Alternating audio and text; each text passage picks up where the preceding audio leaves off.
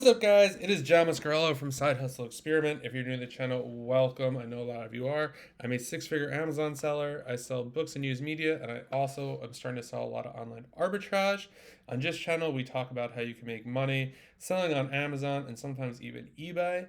And in today's video, I am answering a question that I got from an Instagram follower. I asked, "What are you struggling most right now with your business?" And this person said, I'm struggling with what to do with the CDs, DVDs, and restricted books I find. I cherry pick, so it's not a ton.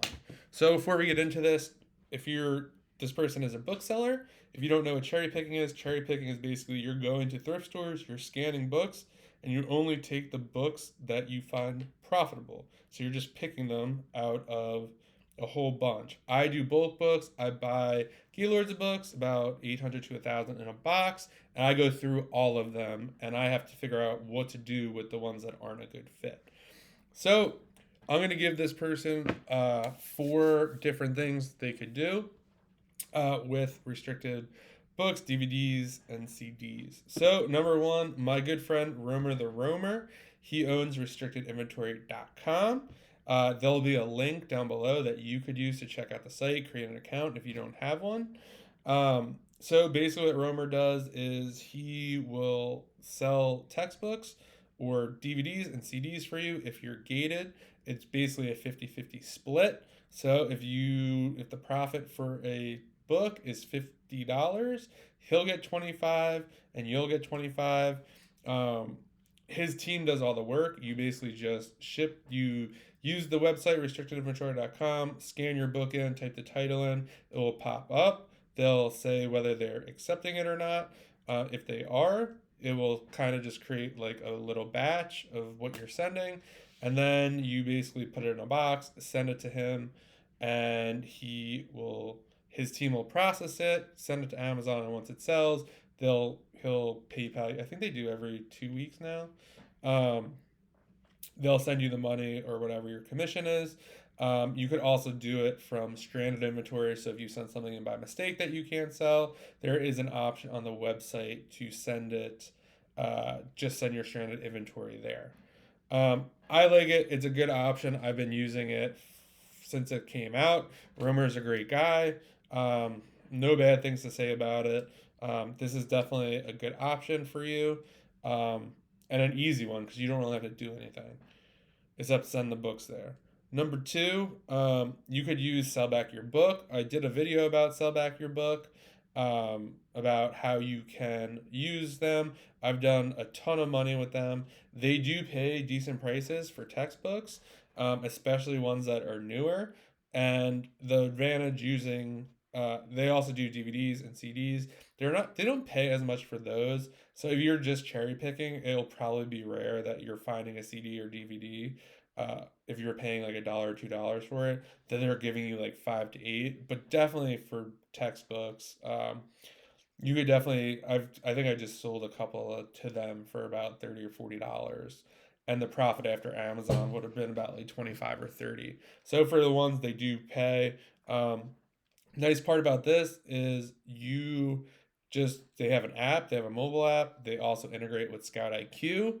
If you're not using Scout IQ to scan books, definitely check out the link in my bio. They'll get a free trial. Um, and they also have a website. So you just, again, have to take your book in or enter the ISBN number. Super, super simple. They'll tell you what they pay for it. They will honor that price as long as you get the book to them in the designated time period they give you. You just have to put it in a box. They'll give you prepaid labels. You do not have to pay shipping. And then you'll send it to them. They'll process it. And then they'll either send you PayPal, which I do, or they'll mail you a check. Super, super simple. I've been using them forever. I made a lot of money with them. So definitely check them out. There's a link in my bio to work with them as well if you're not already. Number three, there are different buyback sites out there. So there's a site called Bookscatter. So you could literally scan your book into a website like Bookscatter, and they go and crawl the web. I forget how many sites they do, but they'll like go through like Sell Back Your Book will come up. God, I can't remember. There's like eCampus. There's a whole bunch of people who do textbook buybacks, and they'll show you what everyone is paying. I mean, if you're in a thrift store environment, uh, actually, Bookfinder is hooked up with Scout IQ as well. So you could easily click that app, scan the book again. I think it actually might find it automatically on Bookfinder. So if you scan it, you could hit the Bookfinder button below. I'll show you real quick if I could pull this up. Yeah. So if you scanned a book, you would literally just hit that like little book thing there, and it's gonna pop up Book Scatter, and whatever book you already scanned, it will populate in there, and you can just look it up and see what people are paying. So that is an option. Um, and you can find the best price. Most of those people will pay shipping as well. So that's something to look at as well. Number four, which is probably the way you'll make the most money, but it also requires probably the most work on your end, is to sell it on eBay. I sell a lot of stuff on eBay. Just I sell more rare books and stuff like that. I don't really sell any textbooks. I send them to restricted inventory or sell back your book. It just really depends. But eBay is a good way to do it. You probably will not make as much as you would selling them on Amazon. Matter of fact, you won't. Um, but you'll probably make at least what someone else is willing to pay, maybe a little more, since you know, you're not sending it to them. They don't have to pay the shipping and all that stuff. So you might get to keep a little more, but you also have to think you have to take pictures of the book, you have to store the book, you have to ship it to the person once it sells. If you don't have an eBay account, you got to create an eBay account. So there's a lot of stuff you have to do. If you already have an eBay account, it's really not that bad, especially if you're doing textbooks or DVDs or CDs. Like it's pretty self-explanatory.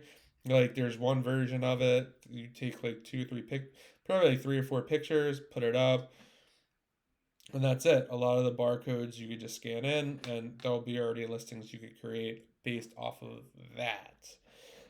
So those are four things you could do with restricted books that you can't sell on Amazon, DVDs and CDs. Let's recap real quick. You could send them to restrictedinventory.com. My friend Avery, Romer the Romer, runs that. Great guy, great company, 50-50 split. There'll be a link down below. If you're not working with them, you could click that link and get started. Number two, sell back your book. Another great company. I love working with them. They will pay you flat out. They'll say, hey, we're paying $20, $30 for this book. If that works for you, great. If not, that's fine too. You could just add it to your, I think they have like a shopping cart or whatever it's called. You'll just add it to that. And then once you have all the books for that batch, you'll close it out. They'll email you shipping labels. You just have to put it on the box, drop it off, and then it'll get there. They'll check it in, and then they'll send you money once it's checked in, and they deem it a good book. Number three, you use a buyback site like Book Scouter. You just scan the book in, boom. It'll tell you what everyone's paying for it on the internet. You can check. You can check the highest price, send it to that person. Most of those people pay shipping, so super easy. And number four, last but not least, eBay. This would require you to list the books, take pictures of the book, when it sells, ship it. So there's a little more work. You'll make more money, maybe, but it is more work. But all four are good options. And that is what I have for you guys. So I hope you found that helpful. If you did, please like the video. Please subscribe to the channel. It would mean a lot to me. And let me know in the comments what you're doing with your restricted inventory, restricted books, or whether it's CDs or DVDs. I would love to know. I know people have been coming up with creative solutions for this lately. So if you have one, I'd love to hear it. Thanks again for watching, and I'll see you guys in the next video.